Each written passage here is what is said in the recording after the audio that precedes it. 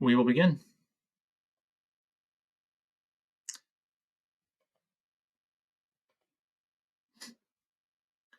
So today I'll be going over, again, a little bit of a quicker, brief overview of REMI, what we do, and TranSight specifically.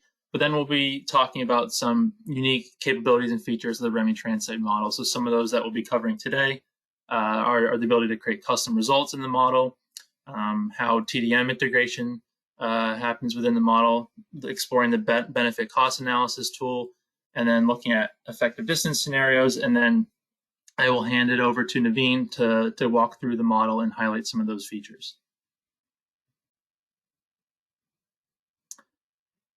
So again, apologize just if this is a repeat or kind of going over the same thing again, but just for those that are not familiar with REMI, our mission since our founding in 1980 is very simple, just improving public policy decisions through evidence-based analysis. So we're kind of founded around this idea that government decision makers should be testing the economic effects of their policies, before those are implemented. So we've been providing economic forecasting and impact models that are used to evaluate impacts of various economic development initiatives, transportation, infrastructure projects, fiscal policy, and many other what-if policy questions and scenarios. A lot of our clients are state and federal agencies, university research centers, think tanks, and private sector consultants. So the model that is often used for transportation policy and projects of REMI is TranSight. So TranSight really is kind of the premier software solution for comprehensively evaluating total economic and demographic impacts of any transportation policy changes. It allows our users to kind of really evaluate the idea of how transportation networks increase the economic competitiveness of a region's economy. So it's grounded in decades of modeling experience, and we can evaluate the impacts of scenarios such as highway improvements, bridge reconstruction, port and airport expansions, and other multimodal transit implementations. Some of the ways that TranSight's applied by many of our clients are for long-range and strategic planning, TIP and STIP planning, transportation and construction financing, general economic impact analysis, and as well as project prioritization.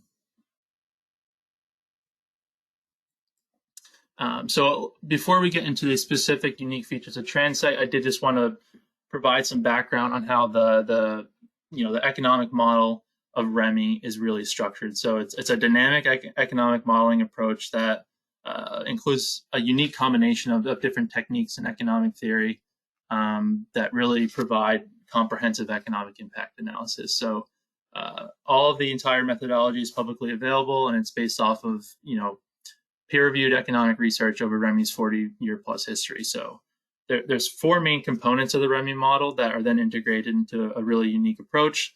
One of those components is a general equilibrium model. So we're thinking about how the economy will react to shocks, policy changes, et cetera, over time. Basically estimating the long-run stability of the economy that then allows for the analysis of policy decisions over time. There's also an input-output component, so taking a closer analysis of inter-industry relationships. The econometric component, where kind of thousands of econometric equations that have all been peer-reviewed really allow us to do the advanced statistical analysis that underpins the REMI model. There's also an economic geography component, which is particularly important for evaluating transportation changes, looking at how the effects of geographic concentration of labor and industry and other economic components. We blend those four approaches together and take this integrated, comprehensive approach to modeling policy changes.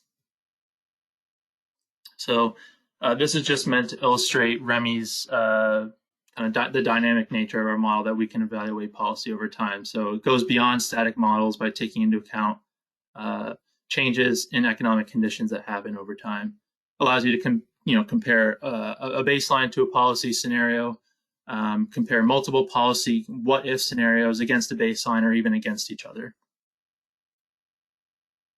I won't get too into the weeds with this, but this is essentially the the block structure that makes up the backbone of the REMI model. It's meant to illustrate that the REMI model kind of is meant to evaluate the relationship between a policy and then its economic foundation. So the blocks here really represent economic or policy variables that exist, whereas the lines and arrows are the equations that connect all these different variables. So changing or shocking one will allow for the evaluation of those impacts to all of the other different variables in the economy. So for example, if we're looking at an infrastructure project where maybe we're increasing state and local government spending, you can follow it down, see it's going to impact output, which will then affect employment, and then go on so forth and so forth. The capital stock, employment opportunities, compensation rates, production costs, and then kind of allows a full picture, broad analysis of all the downstream effects. So the REMI model, again, so that's kind of the economic model that the REMI TranSight model is built around, whereas what makes TranSight unique in itself, specifically for transportation policy and project evaluation, are a few of these key features that I'll be reviewing in just a minute, but I just want to highlight a few of them here.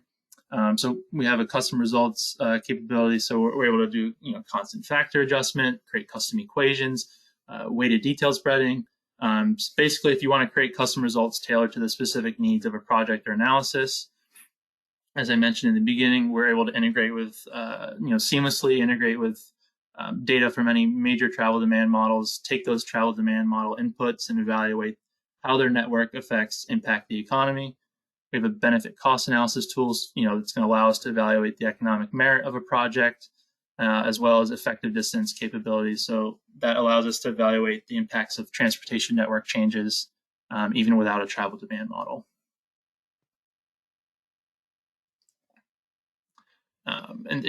This is again to illustrate the kind of critical, important nature of REMI's dynamic capabilities. So if we're looking at a project, at one point in time, we will see the employment impacts from construction and operation maintenance spending, but to get the full grasp of all the downstream impacts of a project, we need to also consider the ways that the transportation network is going to affect things like travel time savings, emission savings, network speed improvements. Is there any improvements to accessibility of labor, intermediate inputs, fuel expenditures, and how these other things are going to be impacting the economy over time. So TranSight is essentially trying to kind of drive home this message that transportation is really a locomotive of economic growth for regional economies. So our model structure below kind of illustrates how we would integrate with a travel demand model and all of these different other simulation variables and the manner in which information is going to be flowing between them. And we'll explain this a little bit more when I hand it over to Naveen later. So now I'll get into the custom results feature in the model. So one of the first unique things that we can do in terms of creating custom results is constant factor adjustment. So this really allows us to create custom results that are identical to their base result variable, except for the fact that they're additively or multiplicatively adjusted by a set of constant factors. These factors can then be specified for any dimension or combination of dimensions relevant to that base variable, so that the adjustment can then vary by whether region, industry, year, one or two of the other combined, and so on. In the example that Naveen will be going through, he'll be adjusting the employment variable. Additionally, we also have the capability of custom equation definition. So this is essentially creating custom results that are going to be defined by a user, specified or created equation. So in the simplest case, two result variables can be combined using whether it be addition, subtraction, one of the four basic mathematical operators to create that new custom result. And then if you wanted to create more complex equations, you can start chaining together multiple custom result variables by selecting them as base and or interacting variables. So kind of really allow you to create some detailed, custom, and complex equations to fit whatever the specific needs of your project are. And then the equation previewer will display that equation and define it so that you can see how the variables are all fitting together. And then an example Naveen will be going through, he'll be adjusting the population base variables. We do more of a simple example. It'll be adjusting the population variable and then subtracting international migrants from the equation. And then another custom results feature is weighted detailed spreading. So this is essentially custom results where numbers are disaggregated according to a user-specified weighting. Base result variables can then be spread along any other available detail dimension with new, more fine-grained granular detail subcategories that are then defined. So entering weighting factors for each new detail subcategory according to the outside research is then used to finalize that custom spreading result. And then in the demo that Naveen will be walking us through of this feature, he'll be changing GDP and spreading along that. Another, one of the main unique features of TranSight, specifically applicable to evaluating transportation products and policy, again, is the ability to integrate with major travel demand models. So you have many different options for importing TDM data into the model. You can import directly from a travel demand model, from as a CSV file, from a previously saved TDD file, or also enter the data manually. So the baseline data, as you see in the upper left-hand corner, is the TDM data that represents the transportation network as it would be forecasted without any other special projects or changes. And then once you import that data, you would then move on to the adjusted travel demand data import, where this is the TDM data that represents the transportation network as it would be impacted by whatever project or multiple projects that you're trying to evaluate and reflect in the simulation. So then there's also a benefit cost analysis tool, which a lot of our users find invaluable in their project prioritization efforts. It's essentially an economic analysis tool for evaluating possible projects by comparing their total benefits with their total costs over a period of time. So this analysis considers only the direct benefits and direct costs associated with a project, and that's according to FWHA guidelines. A discount rate is then used to calculate the total present value of the benefits of a project to a society, and then the total present value of the costs of whether designing and constructing the project. And Naveen will be able to demonstrate this. So benefits that it may include things like any changes to the environment due to reduction in emissions, safety benefits, vehicle operating cost savings, travel time savings, maintenance cost savings, many other examples as well. And then the benefit cost ratio can then be calculated using the net present value of the benefits divided by the net present value of the costs, which is essentially trying to understand a project's economic merit for the regional economy that we're looking at.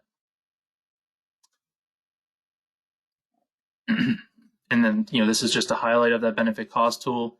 Naveen will be able to walk us through this a little bit in more detail, but essentially, again, is just providing you with a picture of the economic merit and the economic efficiency that a project is going to have.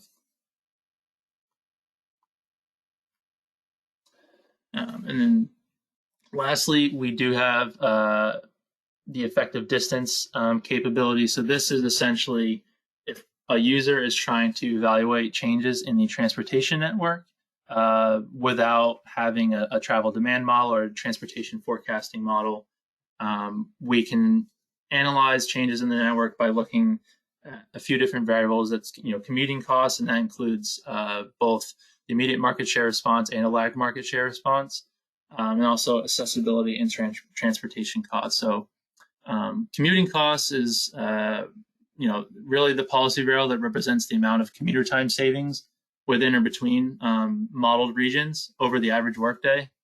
And then the effective distances can be modified using those policy variables or the transportation cost matrices. And you can enter the change in transportation costs as whether it be a percent change or enter the new level when using the transportation cost matrices. In terms of accessibility costs, this is kind of meant to represent access to more diverse consumer goods and services by households, as well as an access to a broader variety and array of intermediate inputs by employers.